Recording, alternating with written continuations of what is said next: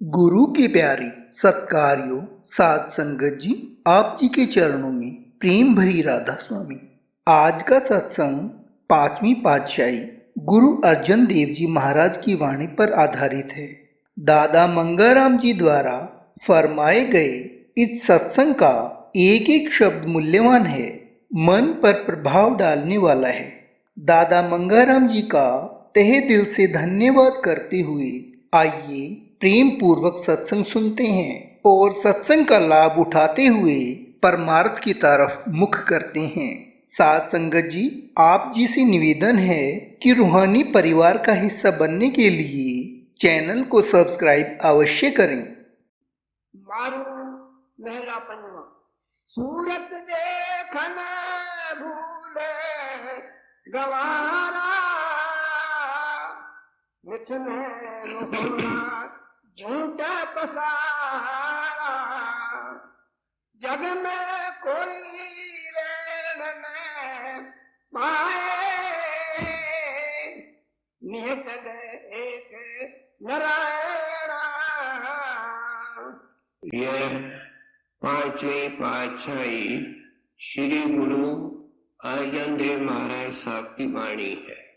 हम जानते हैं कि आप श्री गुरु रामदास जी महाराज के सबसे छोटे सुपुत्र थे और गुरुमुख सेवक भी थे।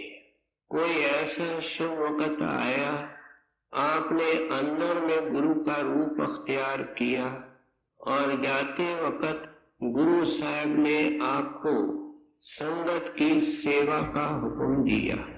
क्या जो खजाना श्री गुरु रामदास जी महाराज को श्री गुरु अमरदास जी महाराज से मिला था, आपके हवाले करके संगत का वाली बना करके गए। इतिहास कहता है कि आपने सत्संग किया, जगह जगह जा करके जीवों को जिताया और शब्द और नाम का भेद खुशकिस्मत जीवों को दिया और मानव जाति की एक बड़ी ऊंची सेवा करके गए कि दुनिया को एक दुर्लभ ग्रंथ संग्रह करके दे गए, जिसको हम श्री गुरु ग्रंथ साहिब कहते हैं। इस ग्रंथ के अंदर आपने भाई गुरदास जी की मदद से पिछले गुरु साहिबान की वाणी जो जगह जगह बिखरी हुई थी, उसको बड़ी मेहनत करके खर्च करके इकट्ठी की, अपनी वाणी जोड़ी और भारत के जो चोटी के शब्द स्वरूपी शब्द अभ्यासी महात्मा हो चुके थे, उनकी वाणी भी उनके अंदर शामिल की। महात्माओं का चयन करते इन्होंने बड़ी सावधानी बरती कि उसमें उन्होंने उच्च जाति के महात्मा भी वाणी के लिए चयन किए, तो नीच जाति के, जिसको आम तौर पे हम दलित जाति कहते हैं, उन महात्माओं की वाणी के शब्द भी आपने चुन करके उसके अंदर डाला। एक तरफ हिंदू महात्माओं की वाणी डाली, दूसरी तरफ मुसलमान दरवेशों का कलाम भी डाला। भाई सदने की वाणी है, शेख फरीद साहब का कलाम ग्रंथ साहब के अंदर ही है। और इस ख्याल से ये सब कुछ किया कि कोई ये न समझे कि ये पंजाब के गुरु साहिबान का कोई एक्सक्लूसिव मत है, लेकिन ये संत मत तो प्राचीन है, पुरातन है।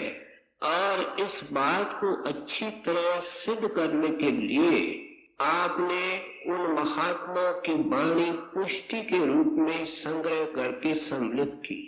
इस दुर्लभ ग्रंथ से हम आज आपका एक शब्द सुन रहे हैं।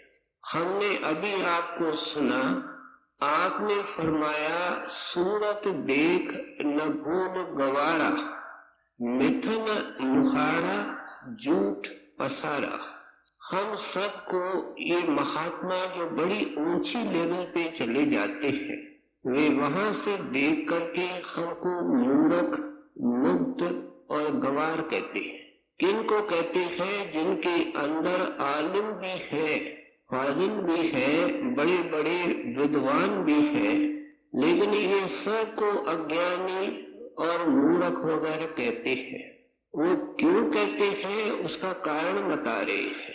कहते हैं मिथुन मुखारा जूठ पसारा, ऐ इंसान तेरी निगाह, तेरी नजर शक्ल और आकार तक महदूद है। क्या तू केवल बाहर के रूप रंग को देखता है? देखता कौन है? हमारी आंखें। हमारे साइकोलॉजिस्ट कहते हैं कि दुनिया के साथ जितना हमारा संबंध स्थापित होता है उसके अंदर 80% उनका संबंध आंखों से होता है। आंखों के जरिए इंप्रेशंस जाते हैं, ख्याल पैदा होते हैं और फिर वे इच्छा का रूप लेते हैं और वही इच्छा वापस हमको दुनिया के अंदर ले आती है। इसलिए संत महात्मा समझाते हैं कि दुनिया के अंदर अगर हमको कुछ भी नजर आता है तो इन आंखों के जरिए सिर्फ आकार नजर आता है, मानो वो प्राणी है कि पदार्थ है। या हम प्राणियों से प्रेम करते हैं या पदार्थों से प्यार करते हैं। कहते हैं इससे परे तू देखता नहीं। संत एक हमसे सीधा सवाल करते हैं कि ऐ इंसान, तुम इंसान किसको समझते हो? जो किसी मकान में रहता है, तुम्हारे साथ रहता है, कुछ अरसे के लिए रहता है, फिर पूछ का नगारा बजता है, उसकी हस्ती खत्म हो जाती है। हम कहते हैं फलाना पैदा हुआ, फलाना चला गया। महात्मा हमसे साफ पूछते हैं क्या तुम इसी को इंसान कहते हो? अगर वो कुछ है तो अंत समय वो देखता क्यों नहीं है? वो सुनता क्यों नहीं है? उसकी सारी यूटिलिटी और खूबसूरती क्यों खत्म हो जाती है? तुम्हारे सामने है।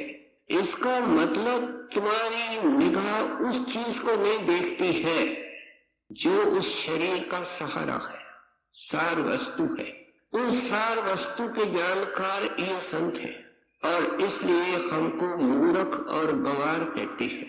अगर एक छोटा बालक बादाम के छिलके को चूसना शुरू करे तो माता पिता उसको मूर्ख कहते हैं। फिर उसको सिखाते हैं कि ये छिलका अंदर गरी है, उसकी हिफाजत के लिए मालिक ने रखा है, इसको तोड़ने से अंदर से बादाम निकलेगा, वही शरीर को खुराक देगा। ये इन संतों की वाणी की भावना है कि ऐ इंसान, तेरी निगाह सिर्फ छिलके तक है, तेरे अंदर जो सार वस्तु है उसके बारे में तू बेखबर है। क्या उस बच्चे को हम बेसमझ नहीं कहते, बेअकल नहीं कहते?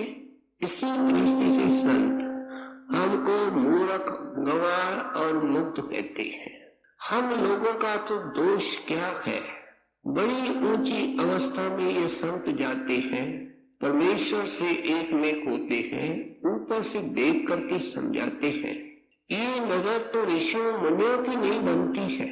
हमने अष्टावक्र की बात सुनी है कि राजा जनक को ज्ञान की जरूरत पड़ी और अजीब शर्त लगा दिया कि ज्ञान चाहिए तो तत्काल चाहिए, खड़े खड़े चाहिए।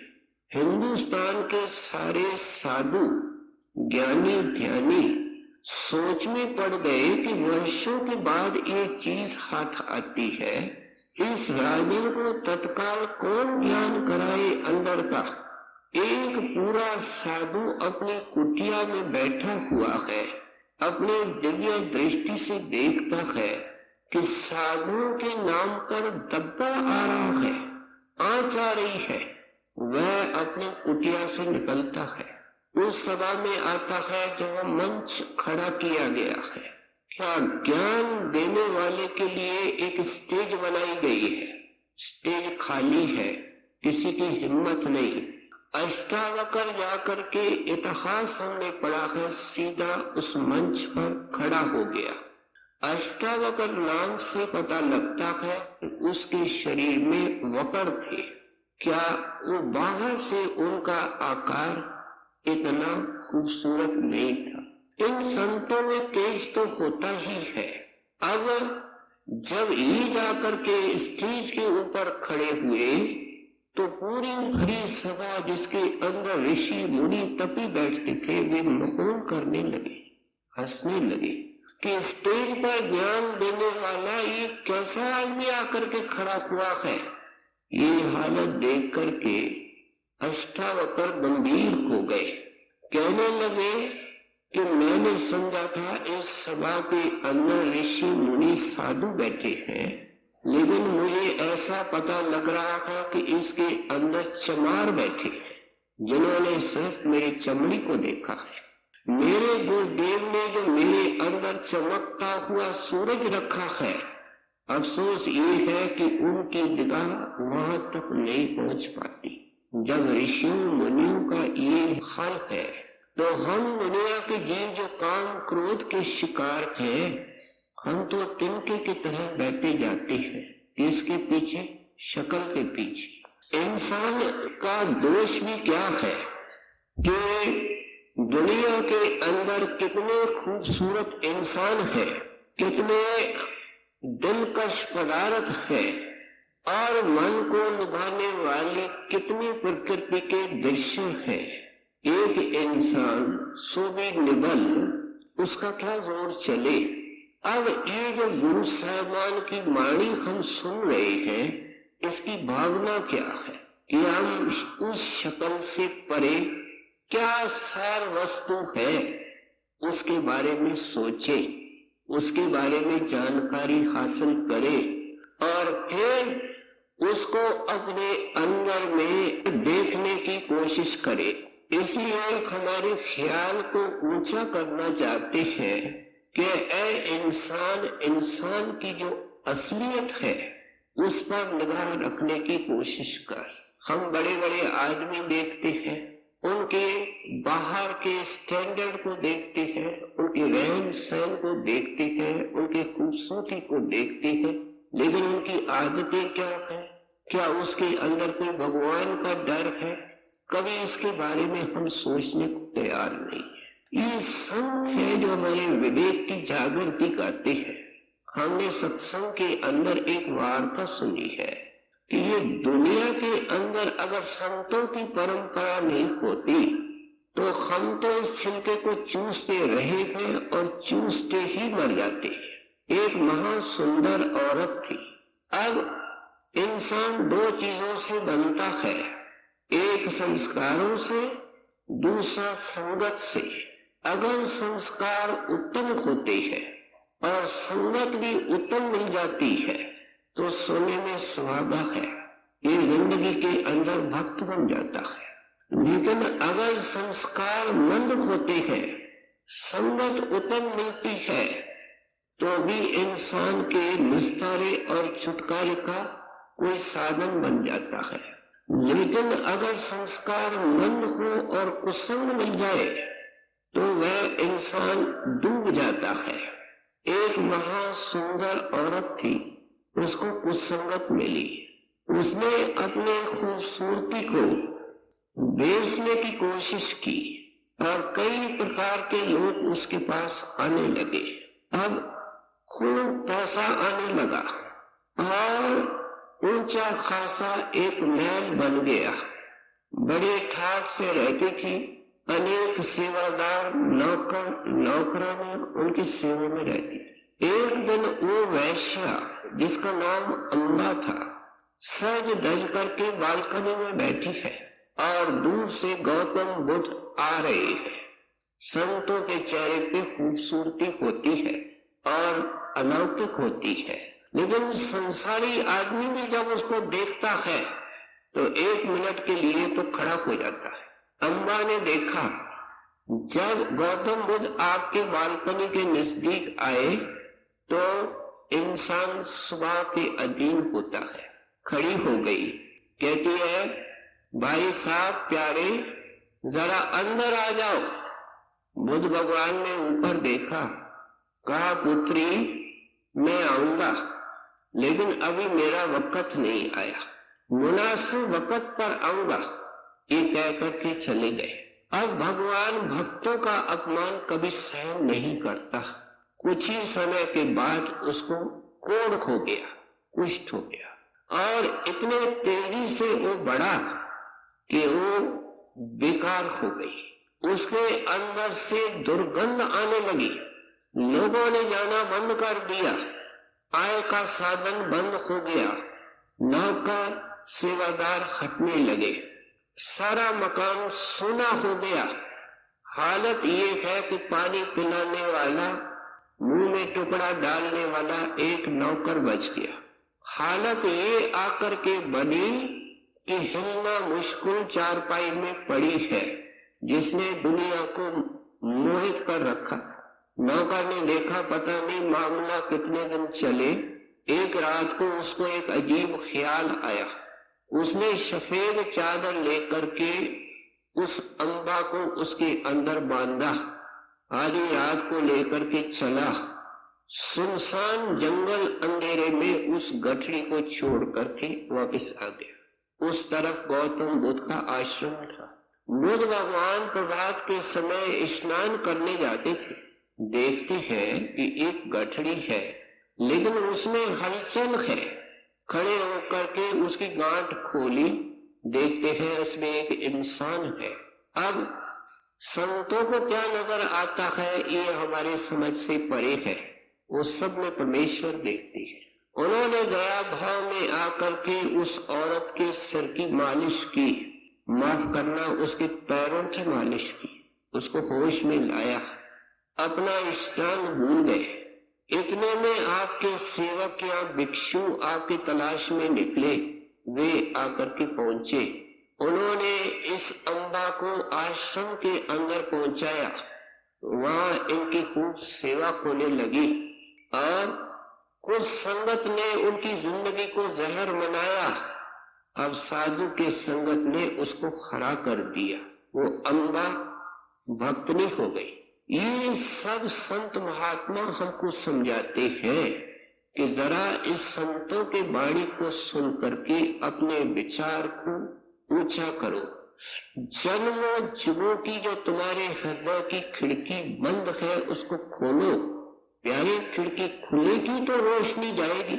इसलिए आप समझाना चाहते हैं कि यहाँ दुनिया के अंदर विषय विकारों के सिवाय, फसाने के सिवाय, बंधनों के सिवाय कुछ नहीं है।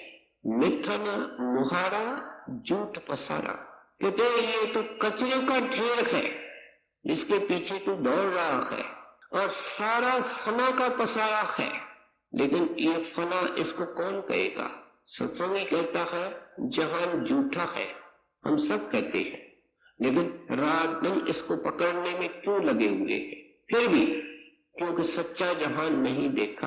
बड़े महाराज जी एक बार आगे गए और एक कमाई वाली सेवका, जिसकी हमने कई वार्ताएं सुनी है, बीबी रखी भी उनके साथ थी और लोग भी थे। किसी तरीके से महाराज जी को ताजमहल ले गए। महाराज जी के साथ जो लोग थे वे भी गए।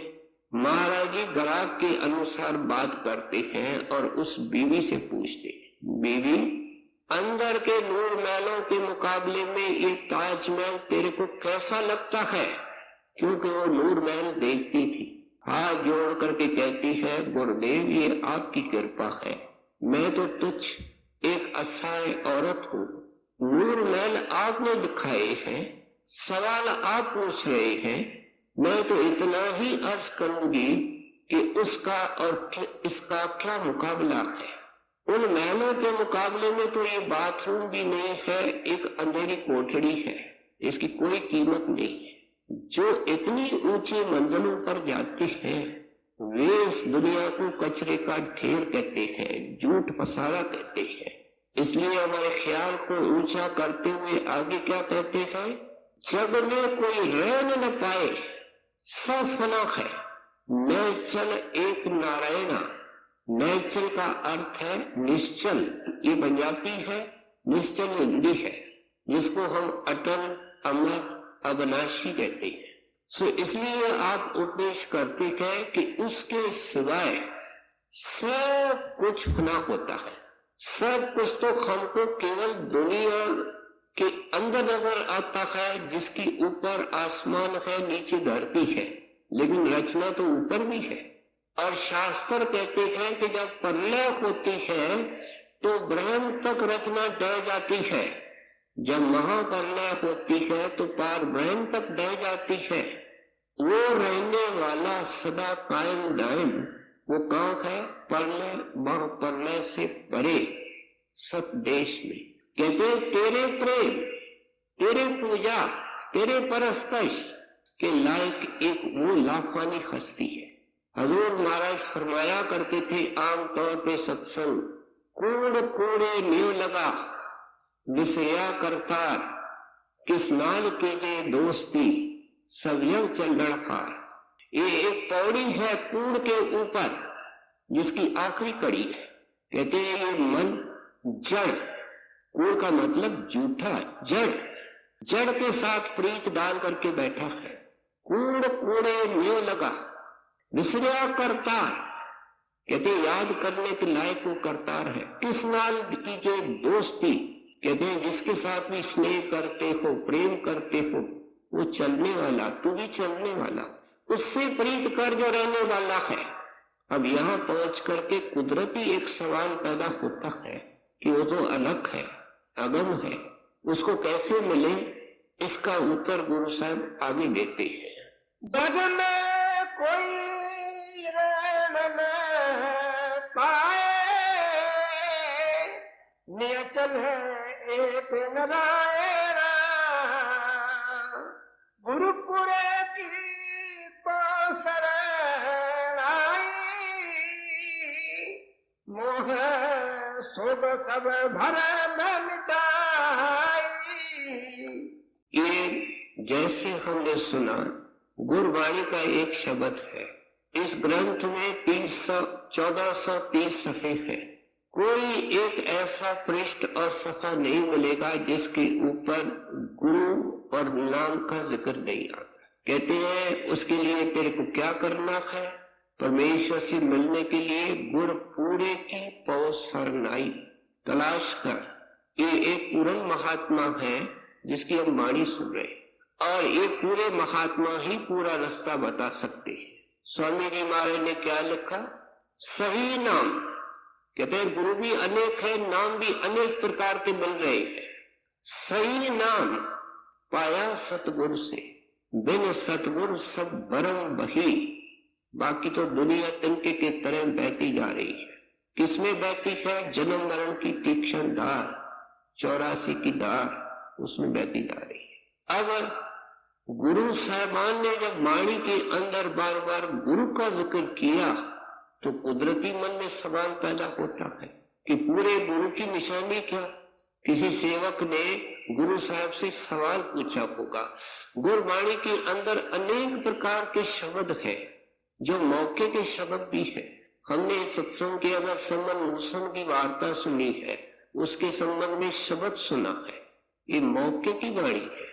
किसी ने पूछा होगा कृपा सिंधु उस परमेश्वर को कैसे मिले, तो गुरु साहब ने उत्तर दिया, घर में घर दिखाई दे सो सतगुर पुरख सुजान।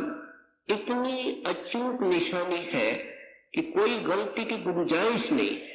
पहले घर का अर्थ है एक शरीर, और दूसरे घर का अर्थ है सचखंड। सचखंड वसे निरंकार, जहां हमारा बाप रहता है, आत्मा का मालिक। कहते हैं जो तेरे को इस शरीर के अंदर उस परमात्मा का घर क्या सचखंड का दर्शन कराए, सतपुरुष का दर्शन कराए, घर में घर दिखाई दे सो सतगुर पुरख सुजान। सेवक आगे होकर के अर्ज करता है, गुरुदेव ये सही। अब एक इस कसौटी के ऊपर अगर हमने किसी को रखा, किसी महात्मा को, किसी साधन को, तो कोई बाहर मुखी क्रिया करने वाला महात्मा और कराने वाला महात्मा वो इस कसौटी पर खड़ा नहीं है। बाहर कुछ नहीं है, अगर बाहर है तो अंदर सब कुछ है। संतों की साइन सीधी और मन को और बुद्धि को चोट मारने वाली। कहते हैं गुरुदेव ये तो कृपा करो कि शरीर के किस हिस्से से वो रास्ता शुरू होता है और उस रास्ते के अंदर क्या अंदर नजर आएगा, क्या निशानी है। तो गुरु साहब ने उसको समझाते हुए कहा, 5 शब्द धुनकार गुण ते बाजे शब्द निशान। निशानी है कि वो ले जाएगा आंखों से ऊपर। हमारे सभी धर्मों में जो रस्में हैं उनके पीछे कोई महत्व है और ये रस्में किसी पर्पस से चलाई गई। तिलक लगाने की जगह आंखों के बीच में किसने सिलेक्ट की और क्यों सिलेक्ट की? क्योंकि यहाँ से आत्मा का सफर शुरू होता है। कई हिंदू भाई पुराने जमाने के अंदर शायद आज भी चोटी रखते हैं और चोटी एंड सिर के ऊपर है। यहाँ से आत्मा का आंखों के बीच में से सफर शुरू होता है और वहां तक जाकर के मुकम्मल होता है। इसको स्वामी जी महाराज ने शब्द की घाटी कहा, जिसकी शुरुआत आंखों के बीच से अंदर शिव नेत्र से होती है, सतलोक में जाकर के मुकम्मल होती है।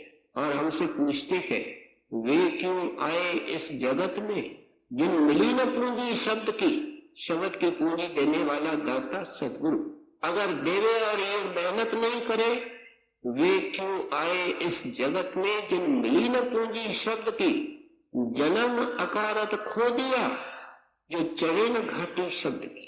कहते हैं जिसको पूंजी मिले उसका फर्ज है इस घाटी के ऊपर चढ़े, जहां से टूट करके यहाँ फर्श पर गिरा, जिससे अलग होकर के अर्श से जुड़ सकता है। सो इसलिए आप समझाते हैं कि ऐसा संत 5 अवल तो वो जब भी सत्संग के अंदर आएगा ऐसे पूर्ण संत की वाणी लेगा और वाणी करते हुए व्याख्या करते हुए 5 शब्दों का जिक्र करेगा। और जो जिज्ञासा सहित उनके पास निम्रता सहित कोई जाएगा उसको 5 शब्दों का वेद देगा। 5 शब्द घट में बजे, कहीं बाहर नहीं है। ये निर्णय कर ले शब्द की। कहते हैं क्या हमने कसर छोड़ी है? तो गरजे का घंटा बजाता रहे, मंदिर का बजाता रहे, ये तो ऋषियों ने रखा है कि इंसान का ख्याल जावे कि हर जगह एक घंटे की आवाज क्यों? ये इंसान के अंदर दिन रात बज रहा है और वही इसके शरीर को संभाल के बैठा। सो इसलिए आप कहते हैं कि ऐसे गुरु के पास जाएगा, उसकी बाहर की निशानियां आए दिन सुनते हैं, वो दाता है। सेवक की हजूर महाराज फरमाया करते थे, सुई तक नहीं लेता है, माथा टिकवाना पसंद नहीं। जिसको दरगाह की इज्जत है वो हम कामी क्रोधियों का माथा टिकवाना क्या पसंद करेगा? हम तो जमीन से निकालने वाले हैं, हम आकाशों के पंछियों को क्या दे सकते हैं? सो इसलिए आप समझाते हैं वो दाता आता है बन करके और हमारे खातर आता है। अगर उसकी कोई इच्छा है तो वो ये है कि ये मेरी आत्मा जो कीचड़ के अंदर फंसी हुई है, मेरी बांह पकड़े, मैं इसको घर ले चलूं। ये सतगुरु की निशानी है। इसलिए अगर मुसलमान दरवेशों ने जिक्र किया या गुरु साहब गुरु के साथ पूरे लगा रहे हैं, पूरा गुरु। मुसलमान दरवेश कहेगा तो कहेगा कामिल दरवेश, दरवेश के आगे कामिल लगाएगा। कोई अंग्रेजी महात्मा बोलेगा तो मिस्टिक के आगे परफेक्ट लगाएगा। इसका मतलब अधूरे हैं, रास्ते के हैं, बाहर मुखी है। काम किससे होगा सिस्टमैटिकली समझा रहे हैं। गुरुपुरे की पासर मोह सुग सब भर में मिटाई, एक मंत्र तिड़ाए आँख दे, सच्चे नाम इद गाइना। कहते ऐसे महात्मा फिर हमको क्या साधन देते, क्या युक्ति देते? बिल्कुल सिस्टमैटिक, बिल्कुल साइंटिफिक वाणी है। जैसे पौड़े के कदम होते हैं, सीढ़ी के डंडे होते हैं। कहते हैं ऐसे गुरु क्या हमको दवा देगा? औषध किसको कहते हैं? औषधि को। इसका मतलब हमको बीमारी है। संतों ने बताया कि सारे जहान के केवल इंसानों को नहीं, सब प्राणियों को एक ही रोग लगा हुआ है और उसको वो होमय का रोग कहते हैं। होमय का अर्थ क्या है? मेरा। मेरे का अर्थ क्या है? कि परमेश्वर से अलग। जब आत्मा सतलोक में थी, अभी नीचे नहीं उतारी गई थी, तो बोलती थी तू तू और तू। जब काल के हवाले हुई और नीचे उतारी गई, तो इतने ऊंचे स्थान में, जिसको हम पार ब्रह्म कहते हैं, सोहंग मंडल कहते हैं, वहां इसकी आवाज क्या हो गई? सोहंग। क्या जो तू है सो मैं हूं। इतनी ऊंची स्थान के ऊपर इसकी आवाज बदल गई। क्या पहले सिर्फ तू था, अब उसके साथ मैं जुड़ गई। अब तो आत्मा का जन्मों जुगों से पतन हो चुका है और मैं के सिवाय कुछ रहा ही नहीं। मेरा घर, मेरे बच्चे, मेरी धन दौलत, मेरी कौम, मेरा मजहब, मैं आलिम, मैं सुंदर, मैं ज्ञानी। सारे दुनिया के जानकार कहते हैं अगर दुनिया में कोई लफ्ज सबसे ज्यादा रोज बोला जाता है तो अंग्रेजी में आई है, माय है, माइन है, और हिंदी में मेरा है, मेरी है और मैं हूं, ये बोला जाता। हम सोचे कि जरा अपने ऊपर चौकीदारी आज का दिन रखें कि जुबान से कितने बार मैं बोलते हैं, मेरी बोलते हैं। उसको क्या परमात्मा अपनाएगा? उसको क्या कोई शब्द अपनाएगा? जो अपने आप को जानबूझ करके उसे अलग करके बैठा है। इसलिए संत महात्मा इस होमय की दवा लेकर के आते हैं। एको मंत्र दड़ाए औखद सतरा नाम हृदय गावड़ैया। कहते हैं वो एक बीमारी है, इसलिए एक ही उसकी दवा है। और गुरु साहब ने वाणी के अंदर इसको खोल करके लिखा, होमय दीर्घ रोग है। ये बीमारी बहुत दीर्घ, पुरानी, प्रचंड, जन्मों की, जुगों की होमय दीर्घ रोग है। दारू भी इसमें, होमय की बीमारी इसके अंदर है और इलाज भी अंदर है। और अगली कड़ी के अंदर उत्तर देते हुए कहते हैं, कृपा करे जे आपने, किसी के ऊपर बख्शिश करे वो मालिक, कृपा करे जे आपने, गुर का शब्द कमाए, उसको किसी पूरे गुरु के शरण में भेज देवे, वो उसको नाम का भेज देगा, नाम की दवा। इसलिए आमतौर पे संतों को वैद कहा गया है। मेरा वैद गुरु गोविंदा, एक एक वाणी का वचन परफेक्ट है। कहते हैं मेरा इलाज करने वाला कौन है? होमय का गुरु। लेकिन कौन सा गुरु? गोविंद का रूप। कबीर साहब ने वाणी के अंदर लिखा, बिन सतगुरु इतना दुख पाया, मिला नहीं वैद स्तन का रे। कहते हैं स्तन का कोई वैद नहीं मिला जो इसके बीमारी को पहचाने। कहते हैं क्योंकि बीमारी एक है इसलिए दवा भी एक है। और वो क्या है? गुर का शब्द कमाए। अंदर शब्द गूंज रहा है, सारे खंडों ब्रह्मांडों को बनाता हुआ, सारे ब्रह्मांडों को सहारा देता हुआ उठाने वाली शक्ति है, लेकिन निर्मल है। इसलिए हम गंदगी से निकल करके जब यहाँ आते हैं वो हमारे सूरत को पकड़ लेता है, जैसे चुंबक या मैग्नेटिस लोहे की टुकड़ी को पकड़ लेता। लेकिन चुंबक कब पकड़ता है? जब लोहे को हम चुंबक के दायरे के अंदर ले जाते हैं।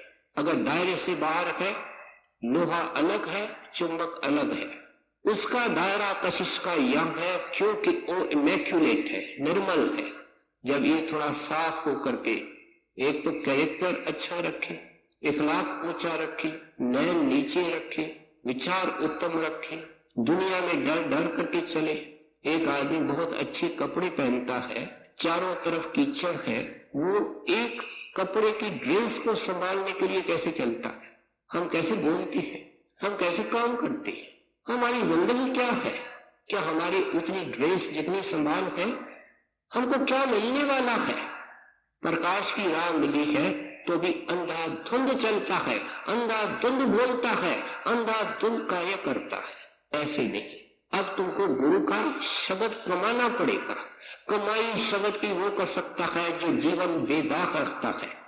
इस महज धोखे से जल्दी निकले कि जो आए सो करे, जो आए सो बोले और नाम की कमाई करे। नहीं हुई है और माफ करना नहीं होगी।